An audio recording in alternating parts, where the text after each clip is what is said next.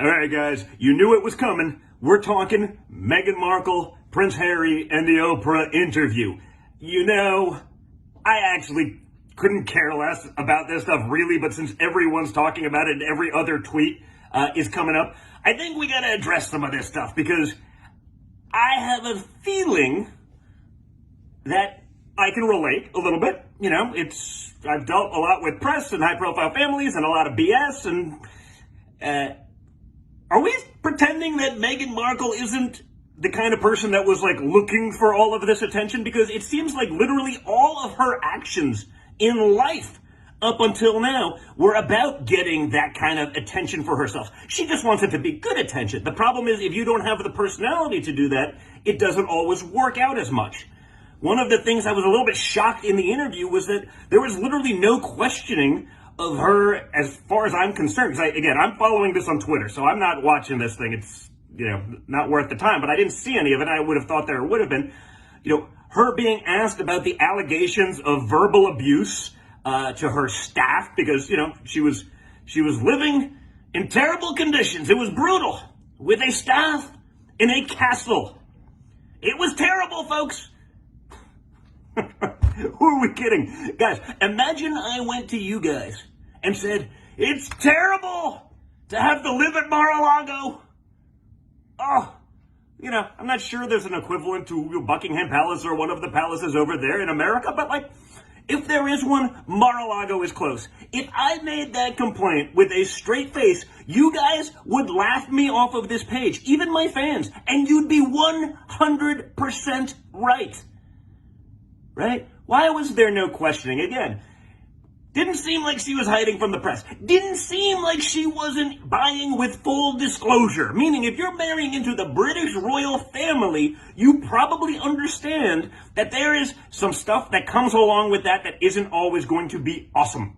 Right? This notion of those complaints and the victimhood around that. Obviously, racism, a terrible thing, but let's hear more about it. Was it someone in the periphery? I don't think it was the Queen. It seems like that's not the case, but it seems like you're trying to create a story for more of that attention that you're pretending you don't love.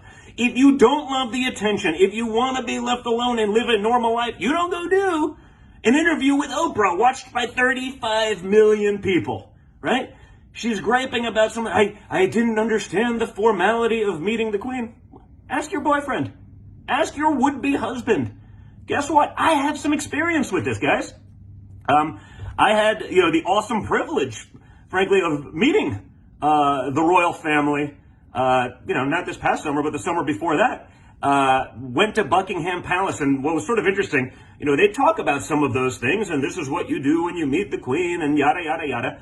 And I was waiting, and they had us in a room, and literally we were behind some doors, and they opened, and there was the Queen. I just happened to be the person standing literally right in front of the doors. And so I was there, and I'm 4 feet away from the Queen of England, someone with this incredible story, who's lived through so much, met with some of the, it was awesome. And I'm not a guy that gets starstruck. I could care less usually. That is not my thing. I'm sort of much more into regular people than I am to the BS Hollywood scene. It's never been my thing. It never will be. But the Queen of England was there, and with her life story, I'm just like, wow. I was like, I don't even know what to do. She literally grabbed me by the arm, gave me a pat on the shoulders. Come on in, meet with. She was the coolest person ever for someone that age. She recognized it was sort of I was unusually and uncharacteristically a little bit like a deer in the headlights, brought us in, was totally welcoming. And that was at a formal event.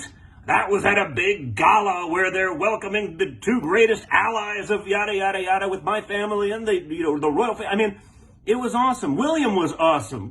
It was a great experience. Everyone had a good time. I was next to some other, royalty and aristocrats at a dinner, and everyone had an awesome conversation. It was totally different and honestly much more relaxed than I expected given what they built it up. So I have a feeling that, behind closed doors at a family event, these are people that can relax. They're still people, right? But you would never hear that based on what Meghan was saying. If Don Trump Jr. came to me and to you guys and said, guys, I'm in my late 30s or 40s, and I was cut off financially from the family. All I have is, 10 million pounds, 13, $14 million.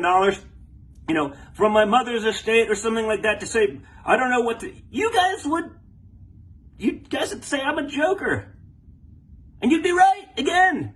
Like, you don't get cut off at 40. Like, you get a job. You do something. And again, if you're a Hollywood leftist, if you're an uber liberal, loved by those people, celebrity, you're getting 37 million of people to watch you, guess what? People are going to write you checks for doing virtually nothing. Okay, I promise you that. And they know that. I look at the home that they're moving into, and it's not like they're cut off.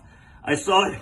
Again, all of these things are popping up on Twitter. This is why Twitter is great at times, because it's just a total crap show. But it's sort of amazing. You see the home they're buying. They don't look like they're exactly impoverished or they've been cut off and they're running around destitute. I mean, I know people, that are worried about making rent next month, not buying, $15 million homes. There's a pretty significant difference. And again, them in Hollywood with that celebrity, they'll be just fine. They'll be making more money than God in a matter of nothing. But, are we really pretending that, she is a victim of all of this? That she wasn't into the press? Has she ever met a camera she probably didn't love? Are we really pretending that? I actually feel bad for Harry. He's like a guy in a hostage video. He actually seems like a dude that I'd want to have a beer with. I'm not sure what's happened to him over the last couple of years. And, guys, we've been in love before. That has changed us. We've seen this happen. It will not be the first time, and it will not be the last time that happened. But, I feel like he's a dude in a hostage video, playing along, and he's been, brainwashed into some sort of, woke reality, perhaps missing sort of the real reality of what's going on in the world and some of the hypocrisy of what's going on around that. So I feel bad for him, but her getting up there and being the victim of all this, when it seems like there's people that work for her that say she's no angel. And honestly, guys, I don't know her from Adam, but when I'm watching those videos, when I'm watching this interview, I can almost guarantee you that those people probably were verbally abused and treated like crap, because she doesn't seem like the kind of person that treats other people all that well. I get there's the woke image that she puts out there and all of that stuff, and so I'll get canceled for saying it, but are we really pretending that this seems like this is a nice and humble, warm woman that had no idea what she was getting into, had no idea that there would be press when she was a princess of England, totally clueless? She's shocked. She's shocked that happened. Come on, guys, give me a freaking break. I'm sure I'll have more commentary on this in time, but in the meantime, I'll just enjoy reading the commentary online. It's truly spectacular. Have a good one, folks.